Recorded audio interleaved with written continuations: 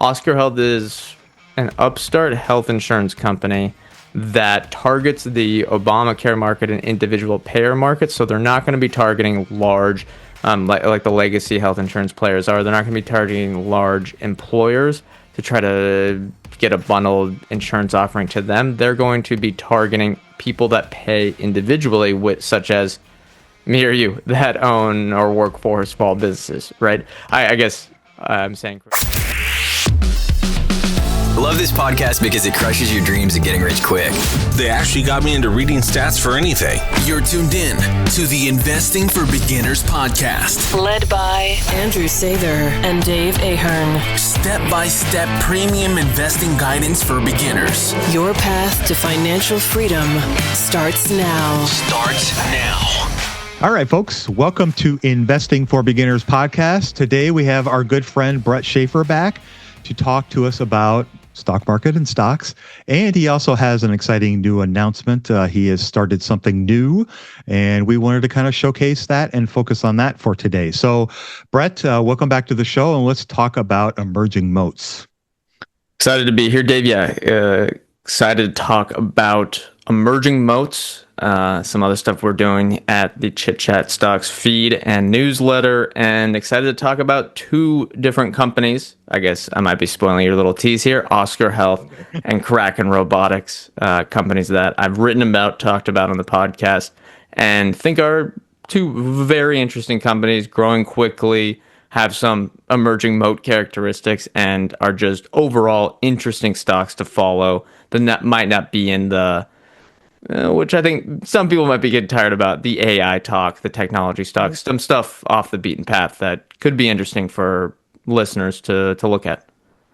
For sure. So you're telling me that there's companies outside of the AI trade, if you will? Yes, there are. Opportunity. Really? I did not know that. That's crazy. Yeah, these are companies that may not be talked about on CNBC every day, but that is where I think a lot of the opportunities can lie. And for listeners, I guess I know you guys are the Investing for Beginners podcast, so there's people that may be just getting started out here. Just because something is talked about on CNBC, Bloomberg, all the financial media, what have you, that just means it's extremely popular. And if you're going to make the money in the stock market, you want to be investing in stuff. It's not the end of the world if you invest in stuff that's popular, but all else equal, I think it's better to invest in something either that is never going to get popular and stays under the radar forever, or you invest in something before it gets popular, because if it becomes a crowded trade, 9 times out of 10, a lot of future growth can be priced in, and the stock might be fairly expensive. Exactly. So before we start really kind of digging into both those companies, I want to talk about emerging moats a little bit. So I guess tell us what that is all about, and why the name, and if this is going to be any different than Chit Chat Stocks, which you guys currently do with the podcast, for example. Right. So Chit Chat Stocks is the podcast. That is not changing for anyone that listens to that. We've talked about that in the show, where we still do 2 episodes a week. We cover a lot of stocks that we're interested in, and emerging moats is what we rebranded the Chit Chat Stocks newsletter to, and we are starting a professional stock research service. It is, as the name implies, looking at stocks with emerging moat characteristics, so companies such as the ones we're going to talk about today that have characteristics in their business, either because they're growing, either because of their evolving business model, or just how we're looking at them, that has an expanding competitive advantage, or we're trying to at least find stocks that have expanding competitive advantages. And what the service is, and it's catered to maybe more advanced DIY investors or professional teams, but it's a paid research service with some occasional free articles that are going to be tossed into the mix, covering every 4 weeks a full research report on a company such as Oscar Health or Kraken Robotics. And for anyone that's interested in the type of report, those I've written about earlier this year, and they'll be complimentary, and they're kind of the sample reports that people can look at. And then every 3 weeks, or not every 3 weeks, for the 3 weeks each week in between the research reports, I'll be covering stocks in my existing portfolio stuff that I cover or either own or is on my watch list for emerging moats.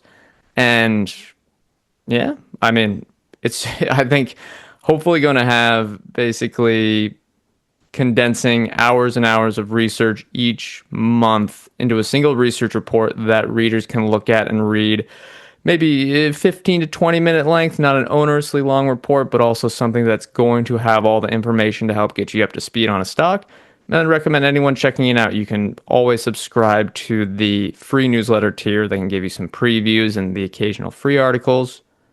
And if it's something that you like, if you're a moat investor, if you're competitive, if you like investing in competitive advantage stocks, then I'd say check it out.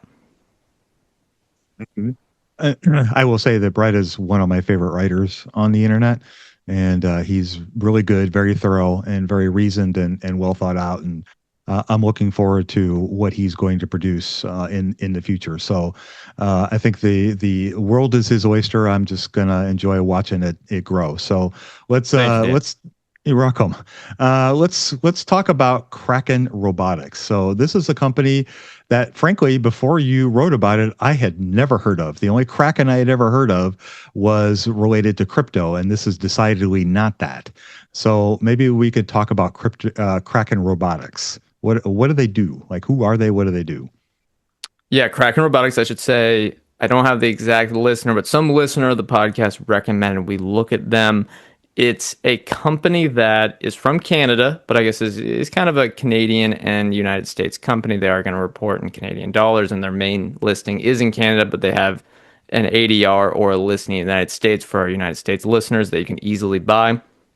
They essentially do defense and commercial products for subsea technology. So this can include batteries for electric underwater vehicles. This could include imaging services for underwater stuff or monitoring, let's say, some defense port or something, for the United States Navy. And then when we're looking at them, they are essentially selling this product, either underwater batteries or these imaging services, to defense contractors or commercial services, and they'll have long-term contracts with, for example, a company like Anduril or other defense contractors, and they can be considered a subcontractor for this service. And the reason I like this company is, one, well, if you look at their execution, their historical growth rate has been fantastic. They've flipped from losing money to now making money and generating positive free cash flow. And there should be, given what the United States Defense Department, well, I guess it's now changed to the Department of War, but just say the United States military and its allies are investing in and planning to invest in when it comes to underwater autonomous technology, they should be a big beneficiary. And that's what gets me interested in the company. Now, today, I think the stock, it's definitely at a premium valuation. We may talk about that later. So it's not one that I bought after doing a research report on them. And then I think anyone can look up the report I made on them. It's completely free if you want a full look at the business. But it's one that I would love to own at the right price. And I have it on my watch list for now. But fascinating business, fast grower in a very dynamic industry. And I think one that is an underrated way to play kind of the defense spending super cycle that we're in the middle of as we sit here in 2025. Awesome. So a question that kind of pops to my mind is you mentioned like subsea technology. So when I think of that, I instantly think of submarines. Is this what they're doing? Is it like, are the batteries are they making that for the submarines for the United States, or is there another purpose that I'm not thinking of? So that would be, on a broader sense, yes, but not for, say, the existing submarines that United States Navy has, those nuclear-powered ones, the ones that are just gigantic and have, maybe, allegedly, I guess they never disclose all the nuclear warheads on them. And there's a ton of spending around that. But specifically for Kraken, they make electric batteries that work in extreme subsea temperatures, or sorry, not temperatures, depths, and I guess probably temperature is part of it as well. And they have this specific polymer-based technology that no one has been able to copy. And unlike, say, an electric vehicle battery or something that's operating on land, not underwater, there are much more technical things that need to happen. One, dealing with the subsea pressure. Two, dealing with the fact that you're going to be operating an electrical system underwater. So it takes a lot more to do that. But what they're specifically selling into, and what companies such as Anduril and a lot of the other legacy defense contractors are building, are these new initiatives for unmanned underwater vehicles, or UUVs, which are similar to the drone technology that a lot of the defense contractors are building for. So in the future, now they're not building giant ones yet, but that'll be coming down the line. They're building smaller unmanned underwater vehicles for monitoring the oceans, and I'm guessing specifically putting weapons on there eventually for defense capabilities. But they sell into those contracts, which is a growing part of the industry. But the legacy players or the legacy systems, they're not doing that at all. That makes a lot of sense. So what little I know about the defense industry and the people that work in that, the companies that work in the industry, they do a lot on contracts. And I'm guessing that Kraken has longer term contracts. And does this make them, I guess, stickier than maybe competitors or other types of businesses? So I guess a better way of asking it, would the revenue be a little more predictable? Would that be a fair question to ask? In some sense, yes, it can be more predictable once they have these long-term contracts in play. The specific numbers I don't have in front of me, but for example, they do have a big contract with Anduril for, what is it called? They have a specific product that they're building as an unmanned underwater vehicle for, I think first actually the Australian Navy, but they're working on getting contracts with the United States Navy. So that is durable, but given the fact that when their end defense contract customers are maybe not building on a consistent basis, or they're selling their batteries on an inconsistent basis, they're not going to have steady subscription-like revenue from these batteries, but they can have predictable contracts and predictable backlog. And if you talk to management, or if you read their conference calls, you can see that, all right, if we look at their numbers here over the last 12 months, they've done 90 million Canadian dollars in revenue. They talk about a potential, this isn't a contracted backlog, but this is, okay, Boeing, Northrop Grumman, Anduril are all working on these UUV systems. There's potential for $2 billion in contracts coming down the line for these type of systems that they could hopefully sign and then turn into, all right, well, let's say just hypothetically, Anduril is making 50 of these UUVs every year, and maybe another company is building a larger one or trying to develop a larger one, and that can turn into, I think, reliable contract revenue, similar to other defense contractors, as they get locked into these contracts with the United States Navy and their allies. That's definitely a bullish thing for them. So you mentioned that in your kind of intro to the company that they have recently turned profitable.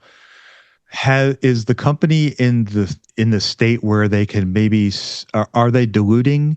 And in other words, are they offering equity to raise money, or are they kind of moving past that? I know that when looking at Uber recently, that was one of the things I noticed, was that they were still offering equity and diluting shareholders to a certain extent. And is Kraken kind of moving past that? So I wouldn't say that I'm 100% confident that they moved past that. They may be eventually acquiring some other capabilities, and they have acquired their way. They actually acquired their way into this, which isn't their entire business, but the promising high growth battery segment. They did acquire that a few years ago. But you are right that in 20, basically we can say from 2020 through 2024, they were raising a ton of money to increase their manufacturing capacity, get up to, they got to build all this stuff ahead of when they're selling it to these defense contractors. But if we look at, 2023, they made $9 million in operating income. 2024, they made $14 million in operating income. The last 12 months, they made $9 million in operating income, and their operating margin has grown to 10% or higher for the last 3 years or so. And if we go to the cash flow statement, I think it's going to be perhaps a little bit lumpier, but if you look at free cash flow, it's flipped from it did flip from negative to positive in 2023, but over the last 12 months, it has been negative. And in 2024, it was negative because I think it's about 3 or 4xing their manufacturing capacity for batteries to get well ahead of existing demand. I think after this, they'll have the capability to sell about $200 million worth of batteries from these facilities. So they have some upfront capital expenditures they've recently done, and that's, I think, related to the capital raises they did over the last few years, along with them getting to that operating leverage. But once we go to 2026 and 2027, I think that'll get lapped, and they'll have the ability to be self-funding. So I wouldn't worry, and for anyone researching these companies, something that you probably would get concerned about is looking at that shares outstanding chart. It's grown quite a bit, and you might be worried about that over the next few years and how that could impact shareholder returns. But I think they'll have the capability to be more self-funding. The share dilution will be a little bit less, although I'm sure they're going to give out stock options to the executive team and employees and what have you. But despite that, if we look at their revenue per share growth, and I'll pull it up on our friends at Fiscal AI right now, their revenue per share has still grown at a 31% annual rate from 2015 to today. So that's a decade of 31% revenue per share growth, despite a lot of dilution, which shows, I think, that the company was smart in using its stock price to help fund its growth, and it's worked out quite well for them. Yeah, I mean, sometimes you got to build up the war chest to invest so that you can grow in the future. So, dilution is always not ideal, but sometimes there is rationale for it, and the future will tell if that was a good capital allocation or not. I agree.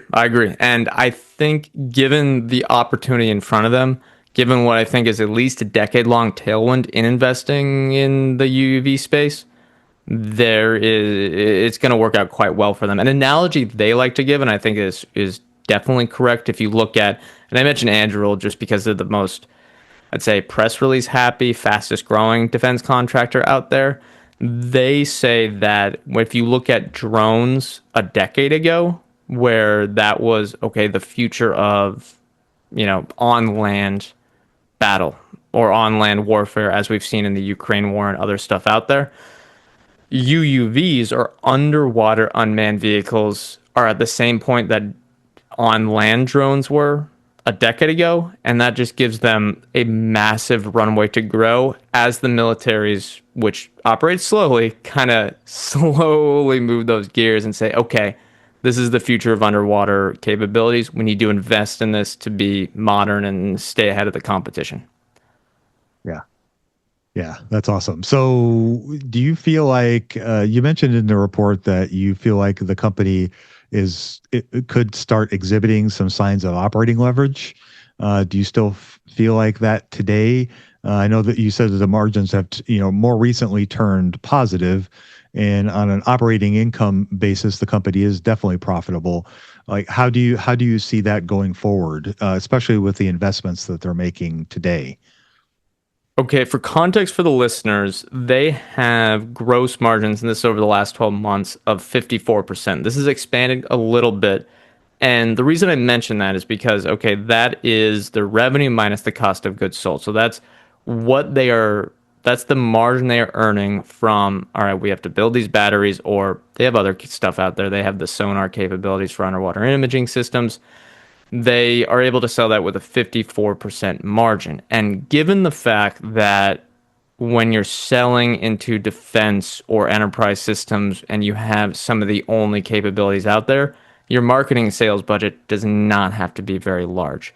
And if we go from that 54% on the dollar down to what their potential bottom line could be, right now, of course, since they're a smaller company, their general overhead costs can be fairly sizable, but they also have a large R&D budget. And I think both of those as a percentage of revenue will, I think, not easily, but has the potential to decline as a percentage of revenue over the next 5 to 10 years, because their existing battery technology, of course, they're working on future systems to try to keep improving this. But right now, if they're selling, again, this is just a ballpark number, this is not exactly what they're selling each year. If they're selling $50 million of batteries of the same technology now, if that grows to 200 million, 300 million over the next 5 years, and they have the same margin, well, you're going to have the similar R&D, capital expenditures or manufacturing costs as you did while you were selling $50 million. Of course, there's the variable cost, but we're talking about below this gross profit line. And I think there's no reason why they can't keep expanding to 20, 25% margin, because the fact that you're not going to need to market, you don't need to be spending on Google ad spend or something like that. You can have a very efficient business below, say, your gross profit minus your R&D costs, and the R&D is going to be the number one cost over the long term. And as long as they can be efficient in their general and administrative expenses, which, interviewing or talking with their investor relations team, I got a very positive sense on their frugality in the executive department. For example, an anecdote I had is that their CEO, who's actually taken them from a tiny microcap and maybe even a nanocap to the $1 billion plus market cap they have today, he still flies coach and only stays in, I don't know if it's motels, but is still very frugal when traveling on the road, which I think is a great indicator that they're not going to overspend on their overhead costs, and that'll help with that operating leverage over the long term. Yeah, that's awesome. I love that anecdote. It reminds me very much of Mark Leonard, right? Exactly. It's always a good sign when if the CEO is just a frugal on traveling on the road. I think that is an underrated indicator on their mentality and what they kind of care about, taking care of their stakeholders, which includes shareholders, first instead of themselves. Yeah, for sure. Because the company operates in the kind of defense spending space, is there any over-reliance on a particular customer or customer concentration that could be a red flag in the future, or could cause them problems if that one customer leaves? Yes and no. Of course, if one of these projects just gets scrapped, meaning the UUV projects, and within that there's the sonar imaging and the basically monitoring with the 3D imaging, and just kind of, all right, well, we're going to do imaging stuff for the military and commercial services. That can be a part of these deals. But I think positively, there's, I believe, over 10 UUV projects in development from defense contractors, so they're not over reliant on just one customer, such as Anduril. Now, Anduril is maybe their biggest customer now because they're the one that moves the quickest. But when these other defense contractors catch up, they'll be in the mix as well. And I don't necessarily think that the customer alliance is a risk, because they're not selling to the United States Defense Department. They're selling to the defense contractors, and they're the only company that has the subsea batteries with the capabilities that can sell into these UUVs just at the most efficient cost. They're 200%, I think the number is at least 100% or 200% more energy efficient and density efficient compared to any competitor out there. And of course, if the United States military decides to pivot away from unmanned underwater vehicles, that would take away some of their demand. But I think the likelihood of that is extremely low, because when you're operating an underwater vehicle, you'd much rather have it be unmanned, because it's just really, really hard to operate with the person in these submarines. And ideally, you'd want these type of systems to not have anyone stuck down in a little tube for months on end at all. Yeah, right. So what are your thoughts on management? You mentioned the frugality that you learned from talking to investor relations is a smaller company, so management feels like it's probably more important than it would be for MasterCard, for example. Not that they're not both important, but it feels like for a smaller company, they definitely are more important. So what are your thoughts on management, their capital allocation skills, their how they're approaching how the company can continue to grow and so on? I like what management has done, but of course they are a smaller company that has become a microcap and developed into a small cap over the last 5 years or so. And I'm trying to, his name is escaping me. Okay, yeah, yep, I had it right. So the CEO is Greg Reed, who was an ex-finance guy, I believe the CFO of the company. And if we look at the reason he transitioned to become the CEO is because the founder of Kraken Robotics unfortunately passed away due to health complications, but he was leading the business, and then Greg Reed took over and has actually done a phenomenal job. Now, what I'll be interested in looking at is, okay, Reed, he's done a great job, but he hasn't led a business of this size, and his only historical just experience within any sort of company leadership is in accounting and finance. So I wonder if they're going to maybe transition to a more professional defense contract focused CEO over time. But I think so far so good. Like looking at their execution, I mean, you can just see the numbers and the contracts they've won. It has been great. You can't say really anything negative about what Greg Reed has done. And they've added more, let's say, industry-focused leaders on the board of directors. For example, they just added Vice Admiral Michael J. Connor to the board of directors, and he has a huge, long-standing career in the United States Navy. I believe he's retired now. He was, and let me get this right by looking at his bio. He was the Vice Admiral in the United States Navy of, I think, something within the United States Submarine Forces, which would relate specifically to the UUV systems. And he should be a great asset to have on the board of directors to connect Kraken Robotics to the United States Defense Department. Unquestionably. So this sounds like a really, really intriguing business. The next question that I would ask is, let's talk evaluation. Like, every company is great, but some are better than others based on where they are with the price. So how do you think about Kraken and valuation?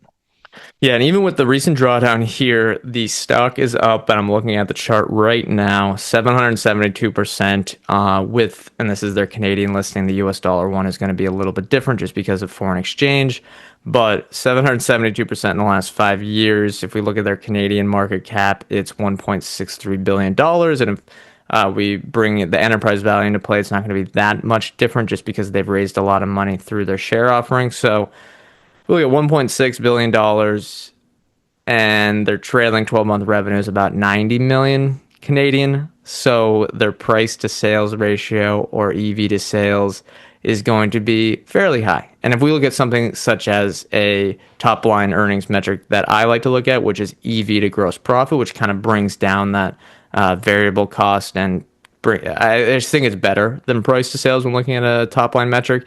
The trailing one is 33.6, which is quite expensive, but given their growth rate, as we talked about, the revenue per share is growing at a 30% rate over the last 10 years. I think it has a chance to keep growing at a similar pace.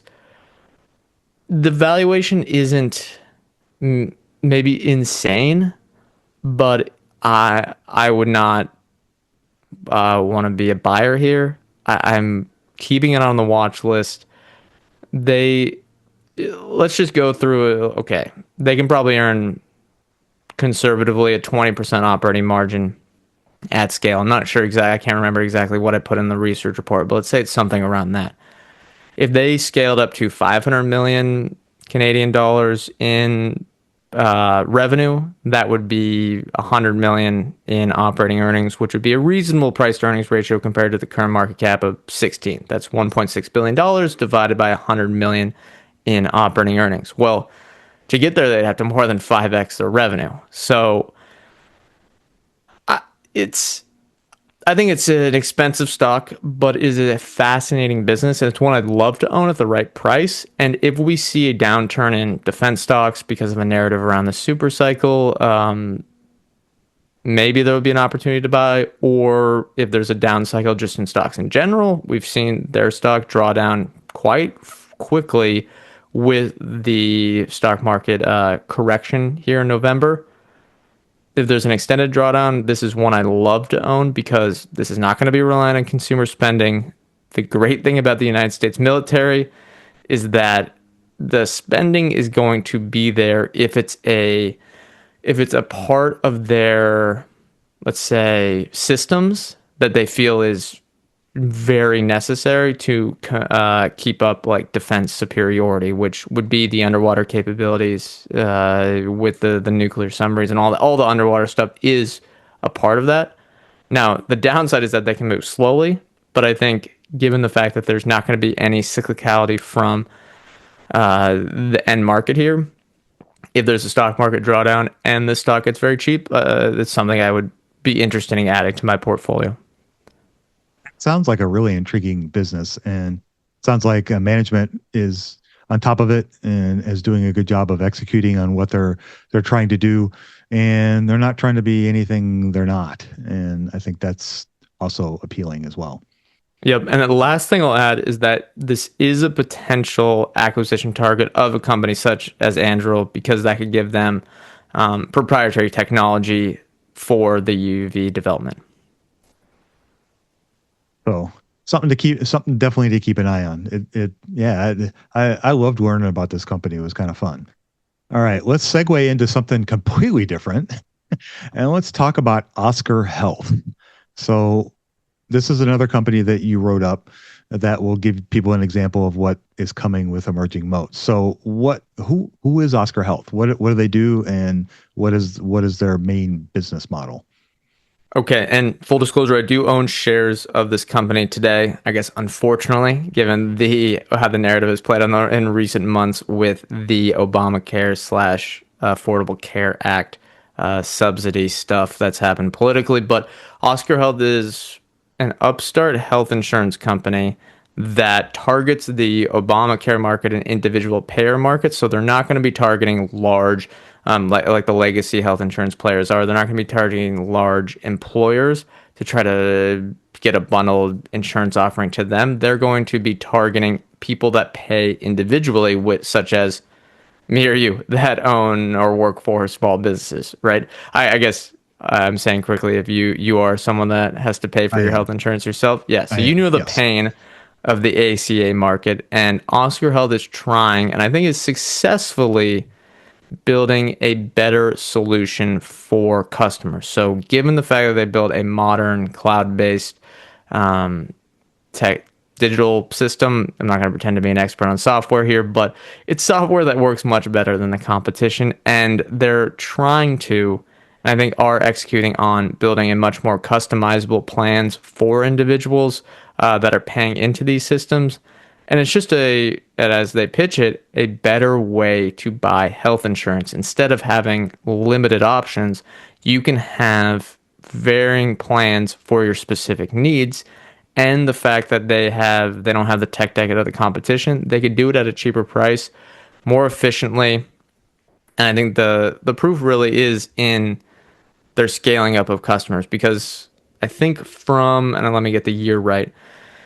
In 2019, they had 200,000 members, which would be paying people on their insurance plans.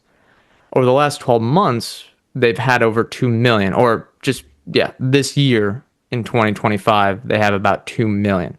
Now, there's some things holding up the stock, and there are things that if you are someone that follows maybe United Healthcare or some of these larger players out there, Oscar Health is facing the same headwinds in 2025 that's hitting the entire health insurance market.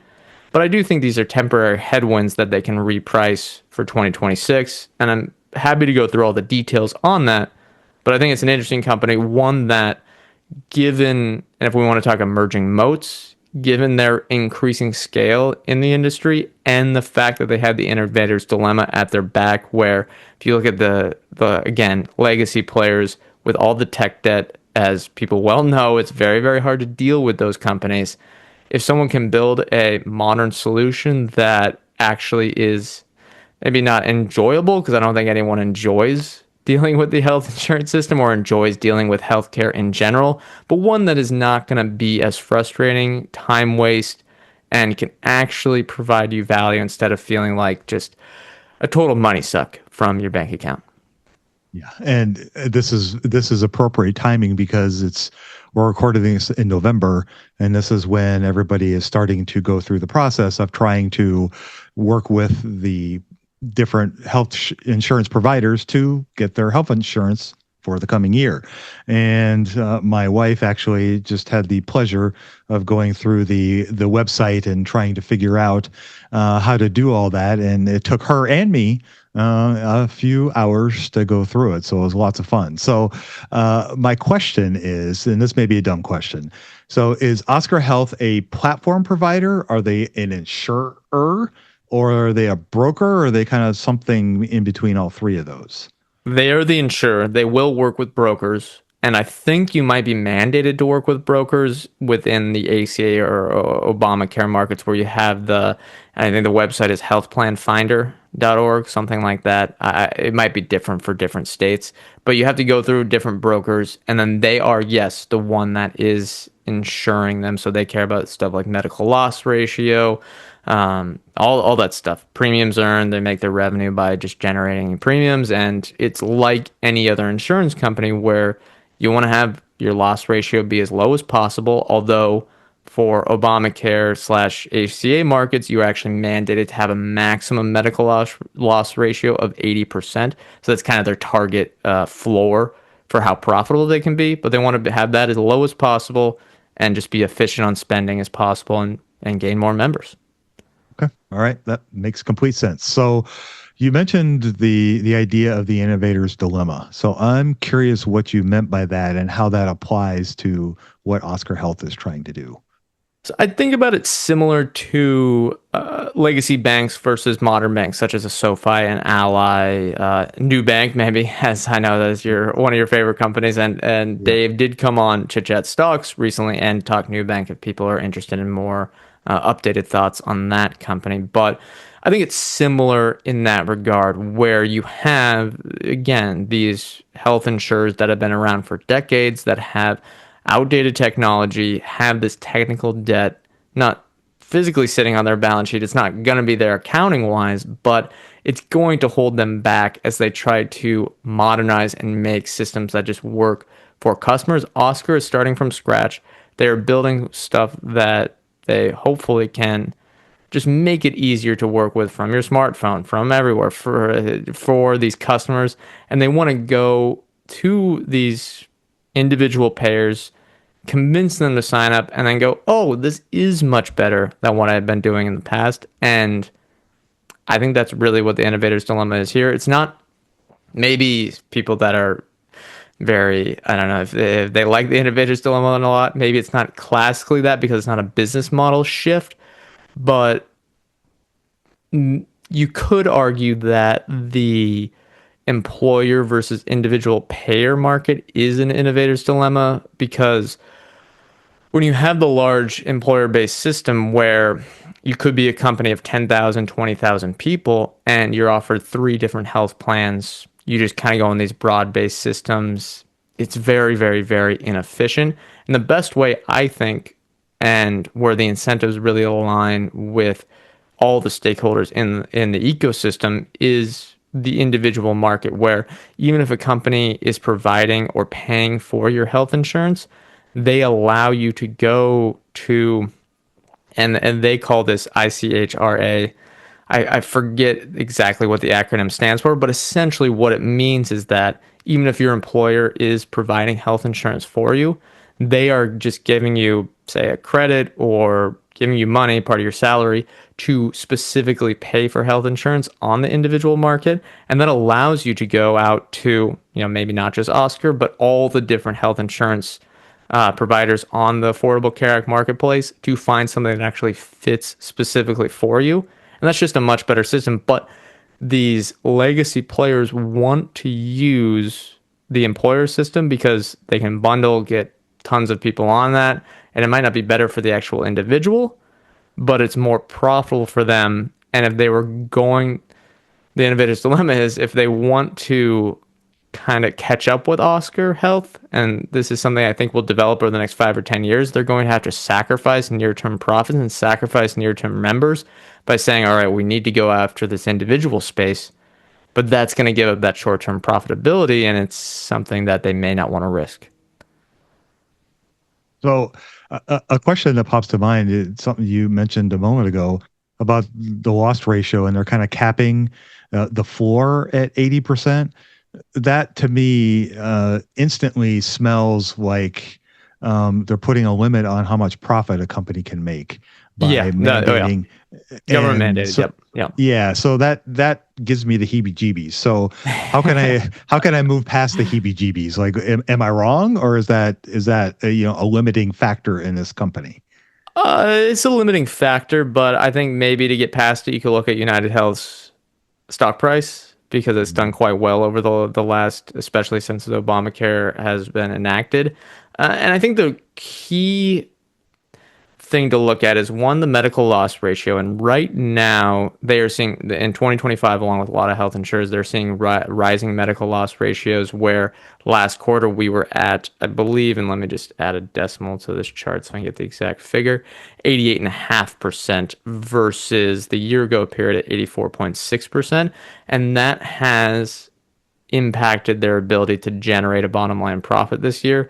So they're going to lose money in 2025, but that's because, just given morbidity stuff, just given healthcare utilization, the actual costs that are getting put onto them are higher than they expected, and are higher than most health insurers expected in 2025. Now they're going to reprice in 2026, and they actually said their blended price increase, which you probably won't like, and I'm not going to like it as an individual payer, is going to go up by 28% in 2026.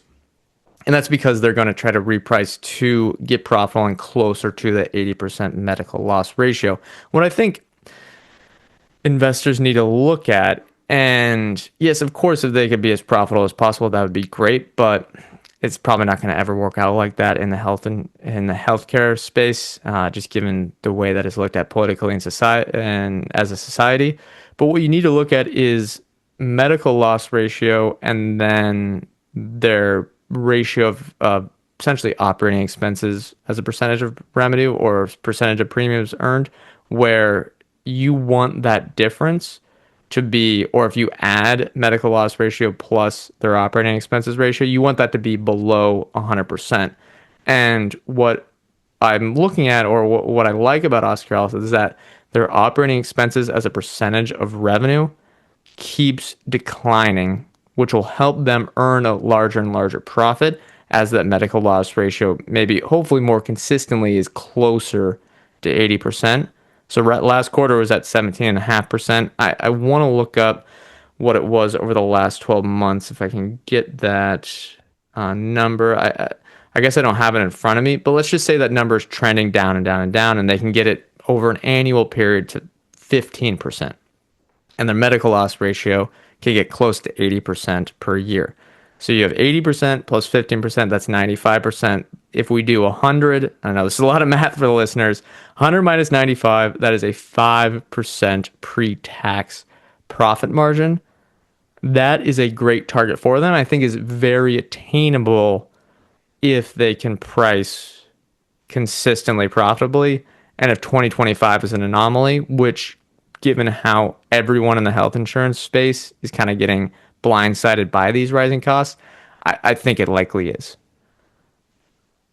This all reminds me a lot of Buffett's discussion about the pricing and profitability of the insurers that he runs, and the ratio that I'm familiar with is the combined ratio, which looks at the loss ratio and the expense ratio, and 100%. Yep. yeah, any company that operates under 100% is like, woohoo!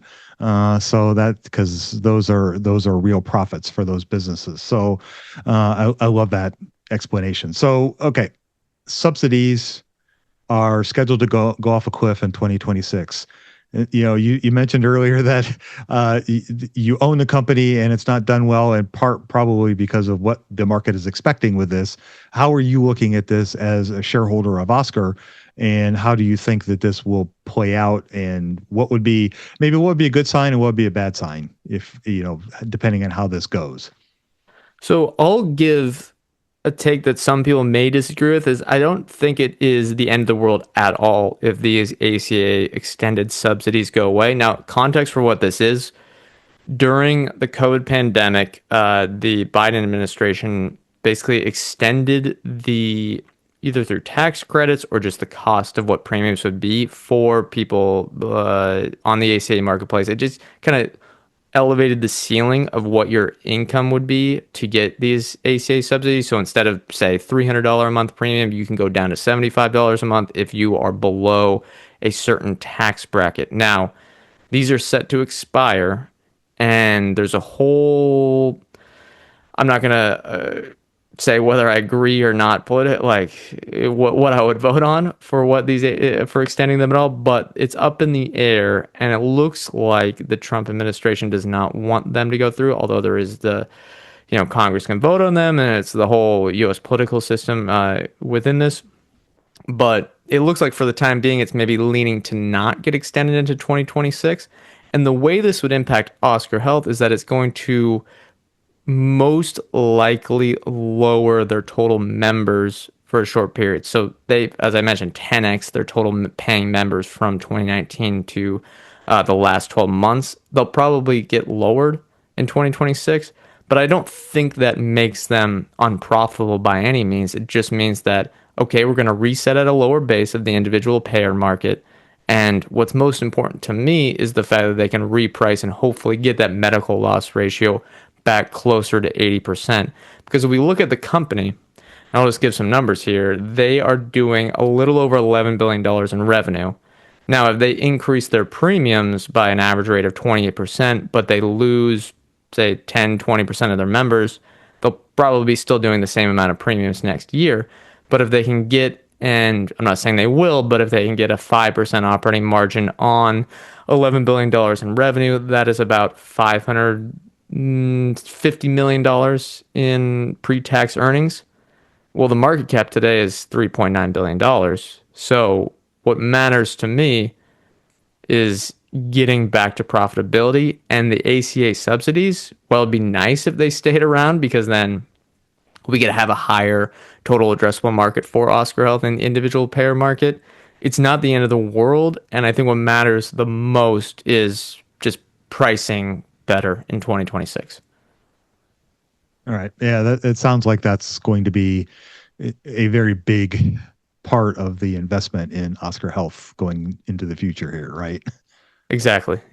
And I'd say taking the bigger picture, if the subsidies go away or not, the individual market is growing, and the long-term, maybe called the green shoot bull thesis, where this could be a 10-bagger stock or something along those lines, is the fact that is a trend of small and mid-sized businesses, instead of doing these employee-sponsored plans, which are getting really, really expensive for small businesses to offer, they are saying, and there is just a market share shift over time of them going, all right, well, we're going to do, as I mentioned before, give the employee money, however they do it, and having them pay on the individual market. And that is instead of, I think the addressable market for individuals right now is about 20 million.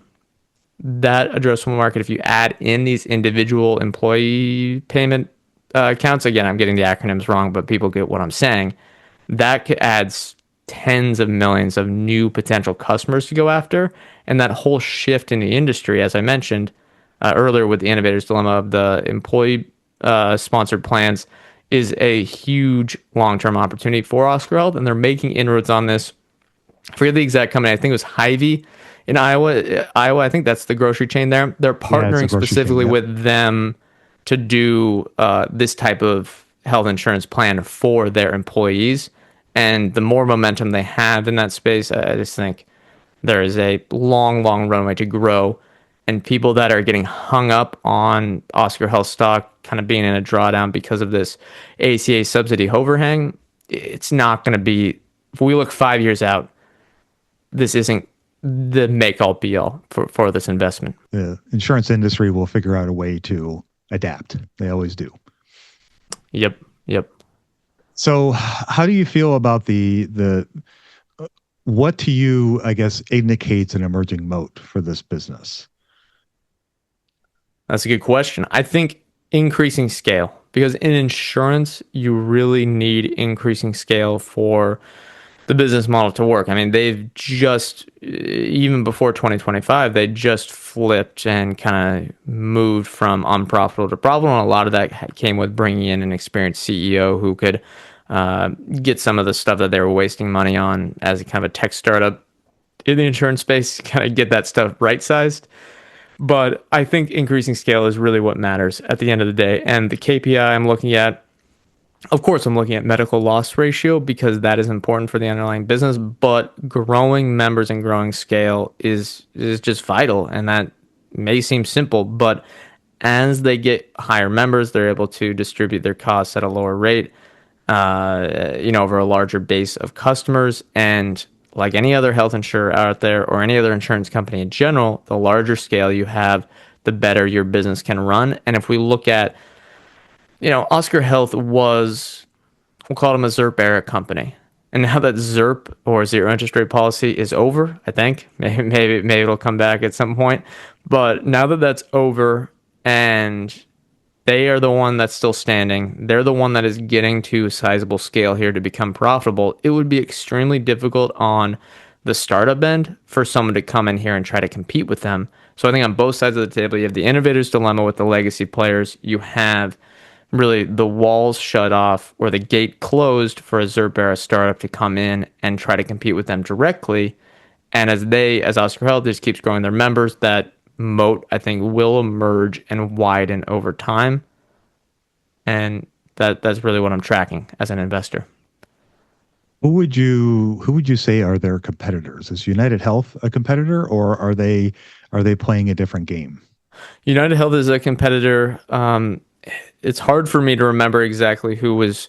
I think there's a lot of ones out there. There's Centene that does Ambetter. I just remember them because they're actually the ones that I use for my health insurance. I say I would use Oscar Health, but they're not available in my state. There's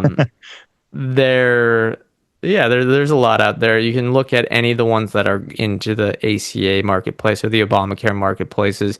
Oscar Health is not available in every state. This stuff is a state-by-state basis. There's a lot of different regulations you have to go through. But yeah, I'd say generally, United Health, Centene, there's plenty of players out there that are going after this space. Now, some health insurers are targeting more employee-based, but at the end of the day, I'd say their competitor is anyone providing health insurance in the United States. All right, that's fair. So you mentioned several times that the stock is down. What would be the risk reward / valuation today? And what do you think that looks like going forward?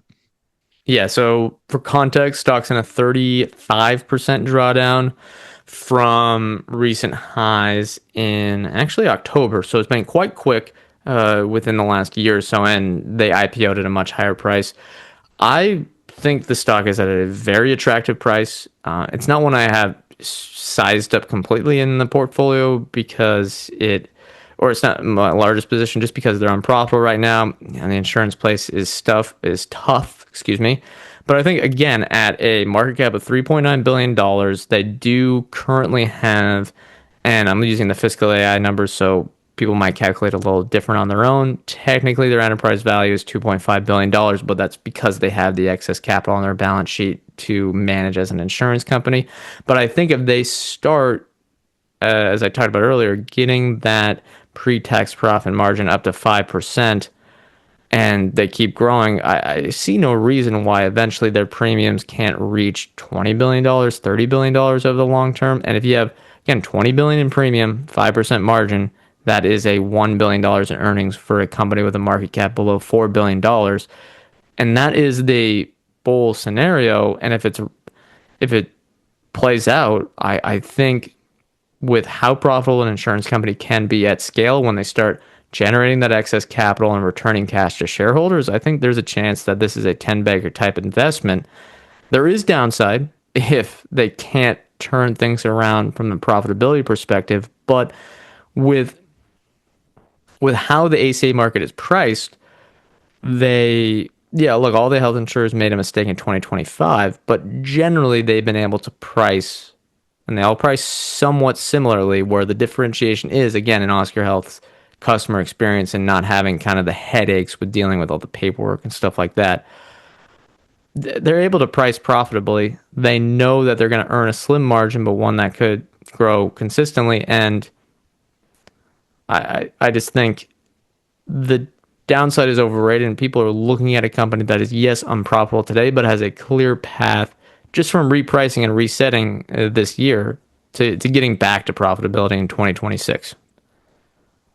Yeah, it's an intriguing company. I was a little biased before I read your report because of all the bullishness, shall we say? Well, it's a popular stock. FinTwit. Yeah, on FinTwit. There was a lot of very enthusiastic investors with the company, shall we say?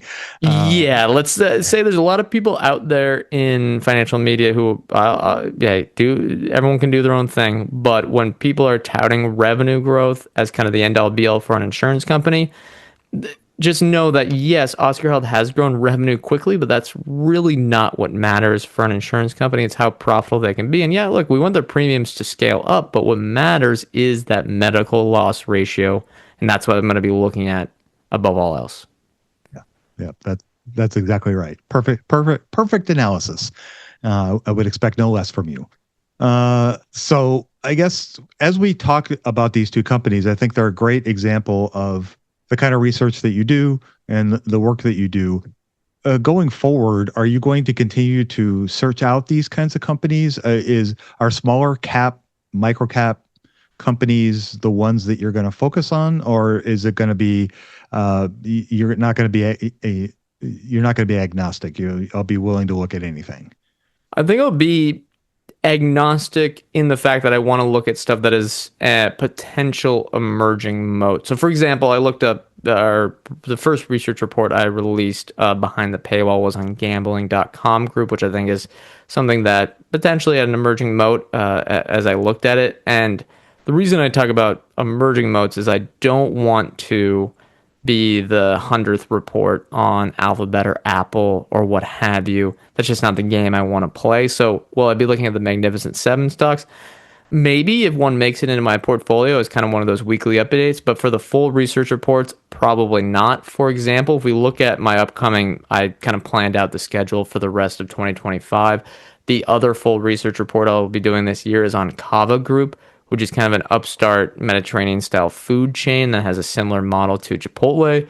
But if you look at companies that are on either in my portfolio or on my watch list for the rest of the year, I'll be covering stuff such as Sprouts Farmers Market, Remitly Global, the remittance provider, Crocs, Grupo OMAB, which is a Mexican airport operator. Oscar Health is on the list, and then doing a portfolio review. So full research reports, quarterly updates on stuff that is on my existing watch list or in my portfolio, and then doing regular, maybe once a quarter. I haven't figured out the exact timing on that, whether I'm going to be doing it once a year, maybe, or at a more frequent basis of looking at my portfolio and kind of doing a deep dive into that and more portfolio management stuff. But yeah, that one's coming at the end of the year.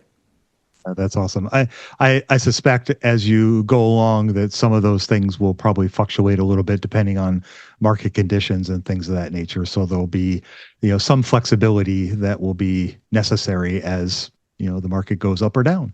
Exactly. Yeah. We don't know what stocks will be cheap in a few years from now, but I hope to cover them. I thought you were the guy that was going to know that. I've been, my crystal ball has been broken for quite some time, and I was hoping you would have all the answers. Yeah, if that were the case, I would be on a beach somewhere and worth a lot more money than I am right now. Which, Yeah, you wouldn't be talking to me. yeah. That's awesome. So, anything else about emerging moats that you think is pertinent or relevant to people that are considering the service or interested in what it is that you're doing?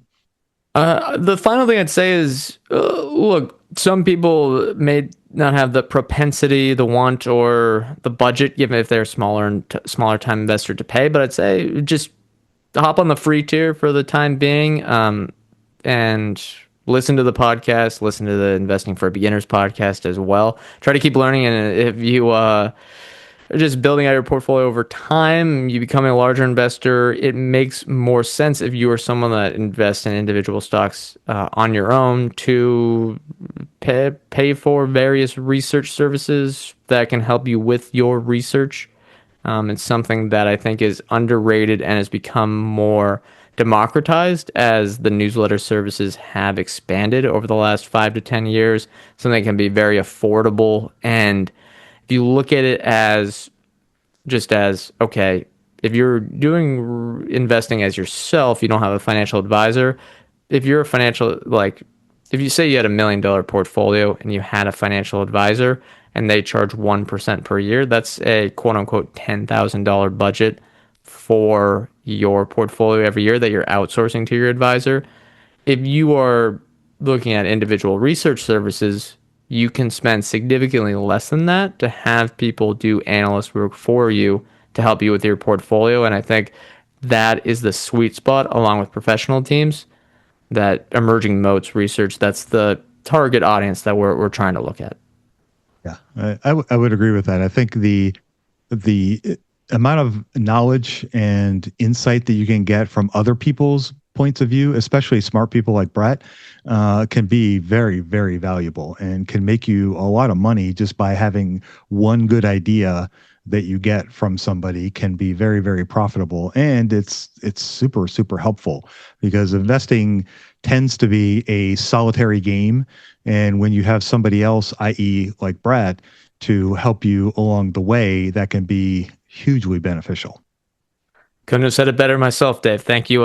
Thank you for the pitch welcome. for You're welcome. emerging moats.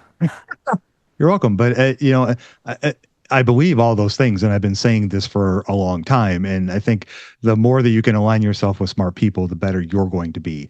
And I've always felt like it's always best to not be the smartest person in the room. And so when you approach things like that, then you can learn from other people. And there's plenty of smart people out there, and Brett's definitely one of them. So, I appreciate you taking the time to come talk to us today. And of course, I will put all the show notes, all the links in the show notes, including to the 2 stock research reports, as well as a link to emerging moats. And with that, we will go ahead and sign us off. I appreciate you, Brett, again, for taking time to come talk to us today.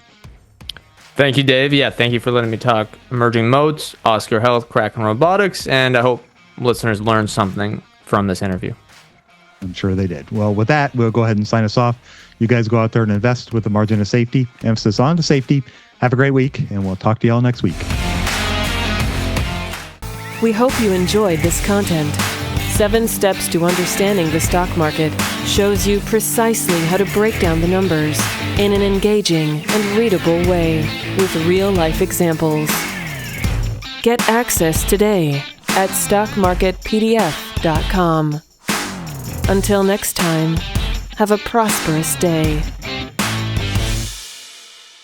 The information contained is for general information and educational purposes only. It is not intended for a substitute for legal, commercial, and/or financial advice from a licensed professional. Review our full disclaimer at einvestingforbeginners.com.